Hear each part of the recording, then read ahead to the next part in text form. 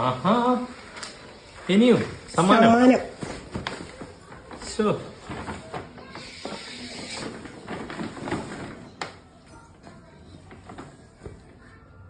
ഇതൊക്കെ എനിക്ക് പറ്റുമോ? ഇതൊക്കെ എനിക്ക് പാകാവോ?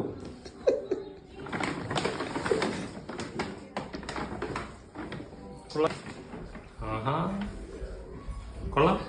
നൂർത്തേ അത് ഒരു സർപ്രൈസ് ഉണ്ട്. എടാ അതിന് കൈയില്ല. ചാക്കോ മാഷ കൈ വെട്ടി.